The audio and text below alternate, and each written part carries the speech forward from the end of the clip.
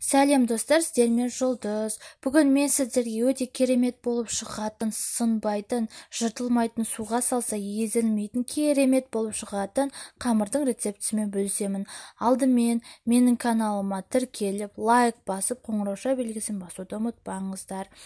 Міне, маған керегі осындай ұнның ортасын қасықтың көмегімен ашып алдым, сосын үстіне 2 жұмыртқа қостым. Егер де сіздерде жұмыртқа үлкен болса, біреуін қоссаңыздар болады. Міне қосып алғаннан кейін тастай бір шыны салқын суымыздың үстіне 1 шай қасық тұзымызды қосып жақсылап араластырамыз, тұз ерігенше. Бұл міндетті түрде. Сосын барып ұнның үстіне 2-3 бөлікке бөліп илейтін боламыз. Мен 2 бөлікке 3 бөлікке бөліп иледім. Алдымен қасықтың көмегімен араластырамыз. Не себепті?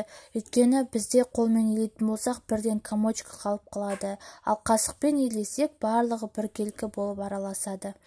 Сол себепті мен біркелкі болу үшін қасықтың көмегімен жақсылап араластырып шықтым. Араластырып болғаннан кейін қасықты аламыз да,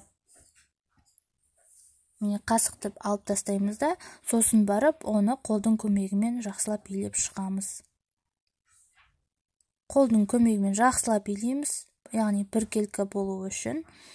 Илегеннен кейін, міне, жақсылап иледік, осын барып, тағы 1-2 рет қолмен басып жібереміз. Сосын оны 10-15 минутқа бетін жауып тынғанша қойып қоямыз. 10-15 минут өткеннен кейін біздің қамырымыз жақсылап тынады. Тынған кезде оны аламыз да, бетіне ұн себеміз, жабысып қалмау үшін. Сосын қолдың көмегімен жаямыз. Міндетті түрде қолдың көмегімен жаю қажет, өз формасын жоғалтып алмау үшін. Домалақ қылып, саусақтың көмегімен де жайсаңыздар болады. Бар күштеріңізді салып. Міне, осылай үлкейген кезде оқтаудың көмегімен жан-жағынан жаямыз, ортасын қалдырамыз.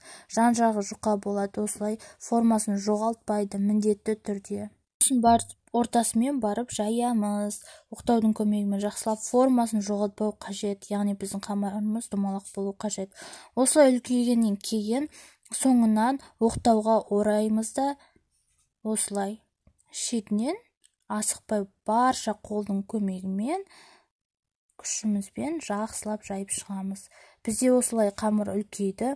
Үлкейген кезде тағы да жан-жағынан жайып аламыз да, 2-ге бөліп бүктейміз. Бүктеп тағы бір үстін басып жібереміз. Не себепті? Өйткені біздің қамырымыз біркелкі болмай қалуы мүмкін.